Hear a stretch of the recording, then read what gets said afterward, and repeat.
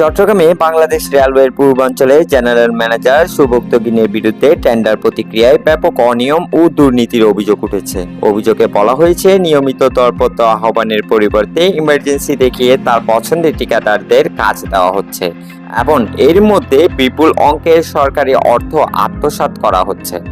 ভুক্তভোগী ঠিকাদারের দাবি, দীর্ঘদিন ধরে তালিকাভুক্ত ও যোগ্য ঠিকাদার হওয়া সত্ত্বেও তাদের নানাভাবে হয়রানি ও হুমকি দিয়ে দরপত্র অংশগ্রহণ থেকে বিরত রাখা হচ্ছে।